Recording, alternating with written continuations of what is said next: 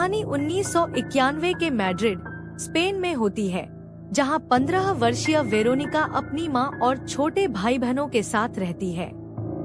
उनके पिता का निधन हो चुका है और उनकी मां एक कैफे में लंबी शिफ्ट में काम करती है, जिससे वेरोनिका को अपने भाई बहनों की देखभाल करनी पड़ती है। वह एक साधारण लड़की है, लेकिन अपने पिता की मौत के बाद से वह भीतर से टूटी हुई महसूस करती है। उसकी दिलचस्पी ओकल्ट, अलौकिक चीजों में बढ़ने लगती है और इसी कारण वह अपनी दोस्त रोजा और डायना के साथ उइजा बोर्ड खेलने का फैसला करती है। आत्माओं को बुलाने की गलती। एक दिन जब स्कूल में सभी छात्र सूर्य ग्रहण देख रहे होते हैं, वेरोनिका और उसकी दोस्त बेसमेंट में जाकर ओइजा बोर्ड निकालती है। वेरोनिका चाहती है कि वह अपने मृत पिता से संपर्क कर सके। जब वे सेशन शुरू करती हैं, तो कुछ अजीब होता है। ग्लास अचानक अपने आप हिलने लगता है और मोमबत्तियां बुझ जाती हैं। वेरोनिका ट्रांस जैसी अवस्था में चली जाती है और अचानक वह चीखते हुए बेहोश हो जाती है। उसके होश में आने के बाद वह देखती है कि बाकी दोस्त डर के मारे भाग गए हैं, लेकिन असली डरावनी घटनाएं तो अब शुरू होने वाली थी। उस रात जब वेरोनिका सो रही होती है, उसे अजीब सपने आने लगते हैं। वह देखती है कि कोई अदृश्य शक्ति उसके कमरे में है। कभी दरवाजे अपने आप खुलते बंद होते हैं, कभी उसके छोटे भाई बहनों के खिलौने खुद ब खुद हिलने लगते हैं। धीरे धीरे ये घटनाएं बढ़ने लगती हैं। वह अपने शरीर पर अजीब खरोंचों के निशान पाती है।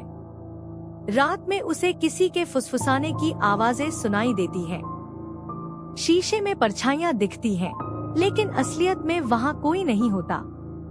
उसे महसूस होता है कि उसने ओइजा बोर्ड से किसी बुरी आत्मा को बुला लिया है, जो अब उसका पीछा कर रही है। डर के मारे वेरोनिका स्कूल की एक अंधी नन से मिलती है, जिसे बच्चे मदर डेथ कहते हैं। वह उसे बताती है कि वेरोनिका ने गलती से एक दुष्ट आत्मा को आमंत्रित कर लिया है और अब वह आत्मा उसे और उसके परिवार को नुकसान पहुंचाने की कोशिश कर रही है।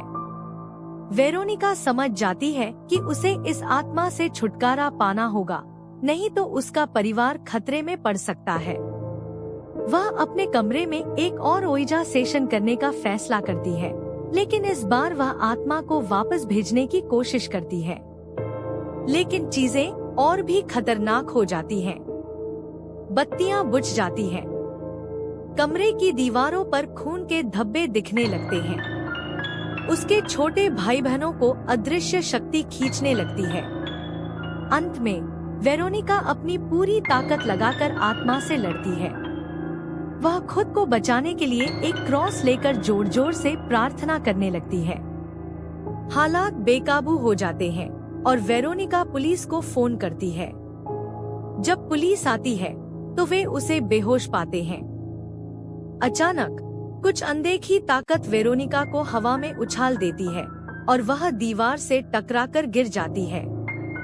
जब पुलिस उसे अस्पताल ले जाती है, तब तक बहुत देर हो चुकी होती है।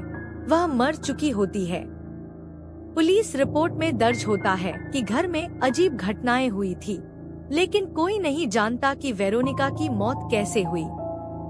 वेरोनिका फिल्म एक असली घटना से प्रेरित है, जिसे मैड्रिड पुलिस की पहली पैरानॉर्मल केस फाइल कहा जाता है।